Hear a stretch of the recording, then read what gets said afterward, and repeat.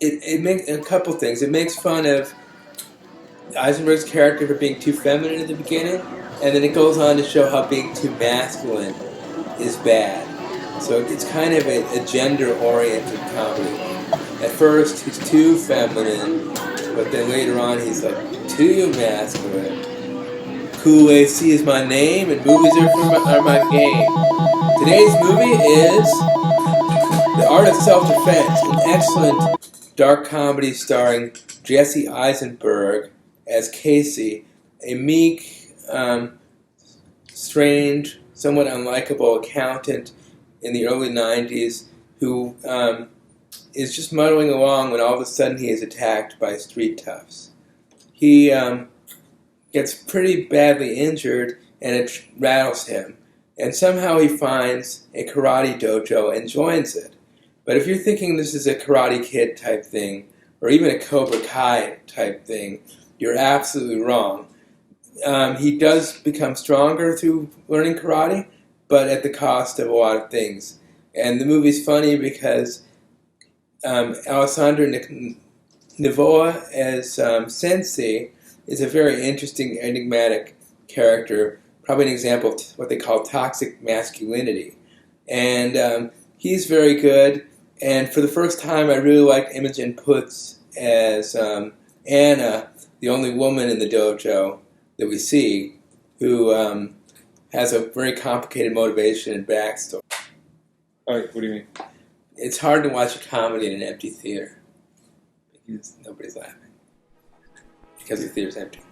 It shows the way things were in the early 90s, and it shows kind of all sorts of good and bad aspects of both masculinity and femininity, which we see through all three of the main characters, and it has a lot of surprising plot twists. How does it show how things were in the early 90s versus why can that Well, I'm talking more superficially, like, CDs and answering machines, and the way that women were still kind of being held back then is kind of shown.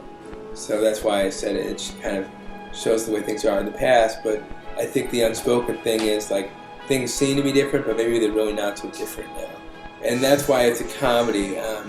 And the stuff that happens in it, you have to accept it as a parable because it couldn't exactly happen that way in real life. Okay. Yeah, right. Well, I feel like that's... I can't wait for the director's next film. I think it's terrific. The Art of Self-Defense 2, where they I'd see it in a heartbeat. They had like a Strawberry Shortcake Adventureland. I would just focus on the Imogen Poots character. She was interesting. And I didn't even like Imogen Poots before I saw the movie. Oh, I always liked her. I liked her in Green Room. Yeah. Well, what's she really kind of... where'd she put her teeth on? I can't think of any big hits that she's been in. She's been in a ton of movies. I saw her in a Bogdanovich movie called She's Funny That Way. That was actually pretty good, so I shouldn't be dissing her. She's been in a ton of independent films. Eisenberg's always interesting. Yeah, even when he's not great, he's always interesting in movies we usually watch. He reminds me of People Age. Yeah, no, he does act like a real person, not a Hollywood person. He's very funny. I don't know if Zombieland 2 is going to be any good, but it's going to be an enormous hit. That sensei who was an unknown, who's good? Alessandro Nivola. I forgot to Google him. I've seen him in time. Oh, is he a paisan? I believe so. He's very good. Seems sort of like he was playing a John Hamm type. Yeah. Yeah, I think we were both surprised how much we liked it. Kristen Stewart actually has been in several Jesse Eisenberg movies, and I believe they don't put this out on the web, but I believe they were romantically linked to it.